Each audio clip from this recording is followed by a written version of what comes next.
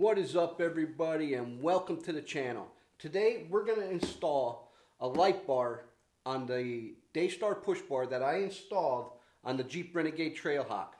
This one is an FX brand. It's a 12-inch double row, and we are going to put this on the push bar to give us a little bit more light on the trail.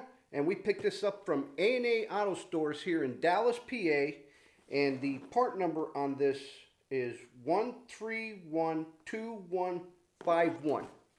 And I'll tell you why we went with the 12-inch rather than something bigger. So let me get things set up over at the table. We'll do a little unboxing on this, and then we'll get to the install.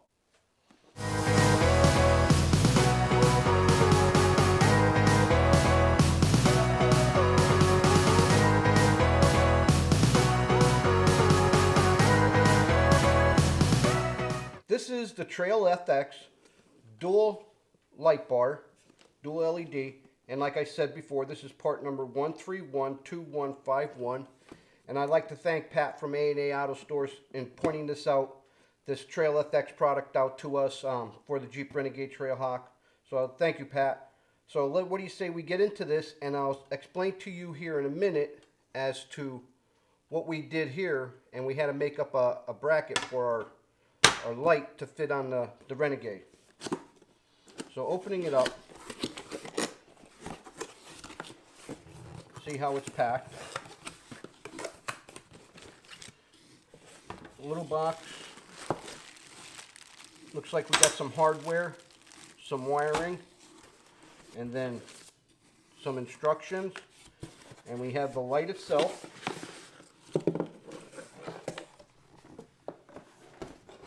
Put that over there.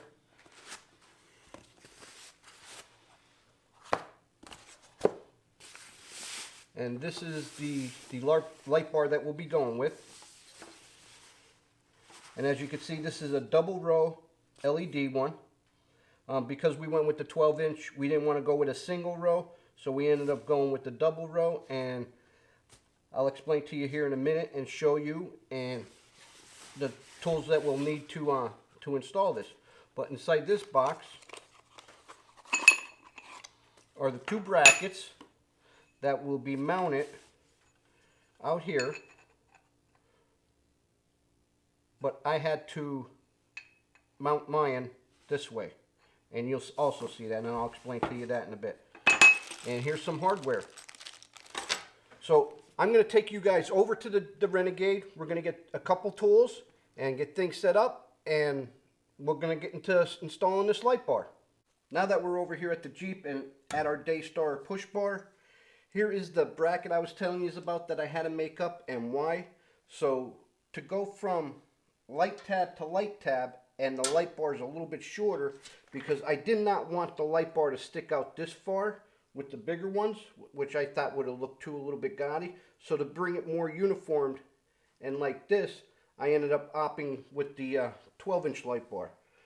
So I did prefab this, painted it, and that way our light bar could sit in here on the new mounting brackets. And then what I did was get two rubber washers and some stainless steel nut and bolts, and I'm just going to install these in here. And the reasoning why I'm putting the rubber washer between the new bracket and the push bar is because of one, vibration, and two, just corrosion. So this way we're not rubbing metal on metal. There's one, and I'll put the other one over here like this, like so. And that's the purpose of the rubber washers, is to keep it from corroding and the vibration. And then I'll just put my lock washers. And I did go with stainless steel, so this way they won't corrode also.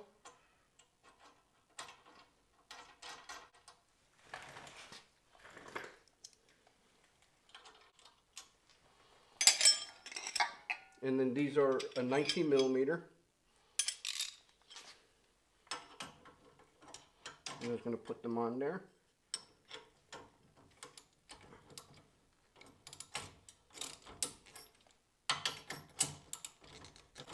Well, I'm going to tighten these up and I'll be right back. Now that we got things all tightened up here and we have our new bracket in place to mount our light bar, just go ahead and get your light bar.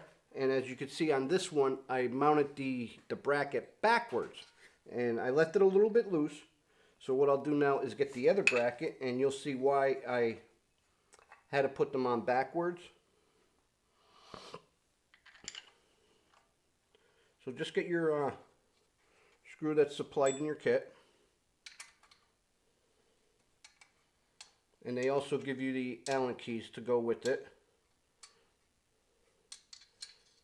And I will make this a little bit loose, so this way I could put it on there and see how it fits. So now once I have it on there, and now you can see why I had to turn the brackets the opposite way. Because if I had them that way, they would be not quite hitting the mounting brackets that are originally on the push bar, and they would have been in the way of our nut and bolt here. So I had to turn them around the other way to put our light bar on there like so. And as you can see how I wanted that nice flow and did not want the light bar out here too far.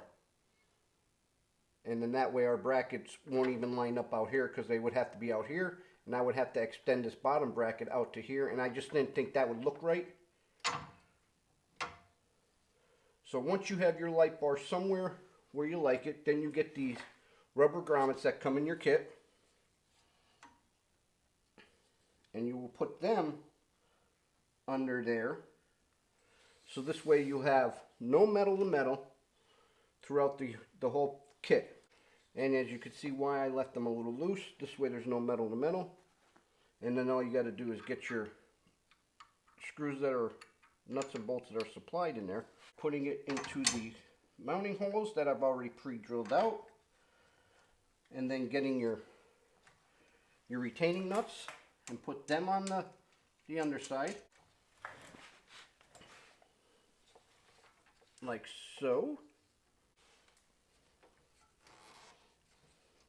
Then all that's left to do is tighten what I'll do is tighten these up on the bottom first, and then I'll go and tighten these here, and then I'll run the wiring. So, and to run the wiring, this is just like a easy plug and play. And I will just run this under here, and then I'll take you guys under the hood and show you how we're going to run the wire inside the engine compartment. But if you guys are following the channel, you already seen that I already pre-wired for this, so we knew in advance that we were going to do this. And also with the roof lights that we have installed on the Renegade. But I'll also at the end of the video share a link to both the wiring of the switches and the install of the push bar. So let me get things wrapped up here, and then I'll get you up underneath the hood and we'll take a look at that. Now that we have the light bar all mounted up onto the push bar, so let me take you down and show you that. And as you can see is why I had to move these tabs to the inside of the light bar, because if they were facing out, they just quite wouldn't meet the light bar tabs. So this is why I had to make the bracket so this will fit. And as you can see is how we have a nice even flow up and over to give us a nice clean appearance. I just didn't want it sticking out too far and getting caught on any branches or stuff like that. So then we move up here to the engine compartment, which I already ran the wiring, and here's the relay, and I just hooked the positive to the positive, negative to the negative, and it's all self-explanatory inside the instructions. It's all plug and play.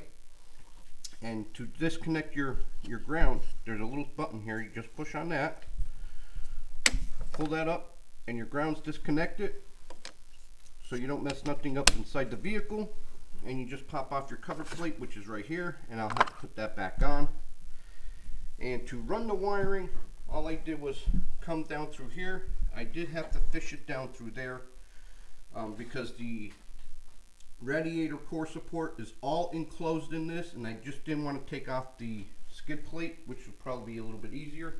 And then the wiring came down, went underneath the tow hook, up and around and back to your light. So let's go in and to the driver's side, and I'll show you how the switches ran. Sorry for the lighting, but here's the Daystar switch panel for the A-pillar, and I just put on the number 3, and as you can see, it lights up. And you can see over there how the lights are shining. And this is daylight out. Let's go around and take a look at how bright it is. And here is the light bar hooked up. This is the double row.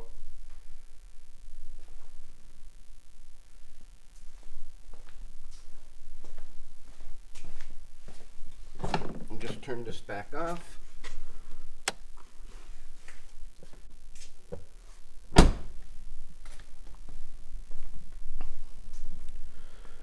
Well, what's left for me to do now is get this all buttoned up, get the light bar adjusted, but I'm going to have to wait until it gets dark outside so that way I can adjust it to the preference that I like.